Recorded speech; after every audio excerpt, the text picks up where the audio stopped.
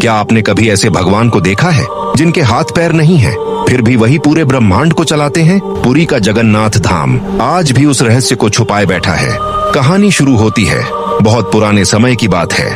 घने जंगलों के बीच एक आदिवासी भील सरदार विश्ववसु नीले रंग के एक दिव्य स्वरूप की पूजा करता था। उस देवता को कहा जाता था नीलमाधव। वहीं दूर मालवा देश में राजा इंद्रद्युम्न को एक रात स्वप्न में भगवान ने दर्शन दिए। आदेश मिला, समुद्र से एक दिव्य नियम का वृक्ष लाओ और मेरी मूर्ति का निर्माण कराओ मेरे हृदय ब्रह्म पदार्थ के साथ। राजा ने वर्षों की तपस्या के बाद नीलमाधव को खोज निकाला और पुरी में एक भव्य मंदिर का निर्माण शुरू कराया। तभी एक रहस्यमयी वृद्ध कारीगर आया। उसने शर्त रखी, मैं मूर्तियां बनाऊंगा लेकिन 21 दिन तक कोई भी दरवाजा नहीं खुलेगा। राजा मान गया। दिन बीतते गए। अंदर से छैनी हथौड़ी की आवाज आती रही, लेकिन 15वें दिन रानी की जिज्ञासा जाग उठी। दरवाजा खोल दिया गया और अगले ही पल वो कारीगर गायब हो गया।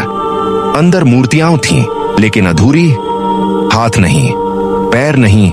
राजा रो पड़े, लेकिन तभी आकाशवाणी हुई, ये मेरा बाल स्वरूप है, जैसा हूं वैसा ही पूजित रहूंगा। तभी से भगवान जगन्नाथ, उनके भाई बलभद्र और बहन सुभद्रा इसी स्वरूप में पूजे जाते हैं। नवकलेवर का रहस्य। हर 12 से 19 वर्षों में इन लकड़ी की मूर्तियों को डॉक्टर रात के अंधेरे में बदला जाता है। इस गुप्त प्रक्रिया को कहते हैं नवकलेवर। सेवकों की आंखों पर पट्टी बंधी होती है, क्योंकि कहा जाता है पुरानी मूर्ति के भीतर आज भी मौजूद है भगवान श्री कृष्ण का हृदय ब्रह्म पदार्थ। मान्यता है कि भगवान राम द्वारा वध किए गए बाली ने अगले जन्म में कृष्ण की देह त्याग का कारण बनने का वर मांगा। इसी कारण जरा नामक बहेलिये का बाण कृष्ण के चरण में लगा। देह त्याग के बाद उनका दिव्य हृदय समुद्र में बहता हुआ पुरी पहुंचा। हर साल तीनों भाई बहन भव्य रथों में सवार होकर नगर भ्रमण पर निकलते हैं। ये यात्रा बताती है, क्या जगन्नाथ सच में अधूरे हैं या फिर यही उनका सबसे पूर्ण रूप है।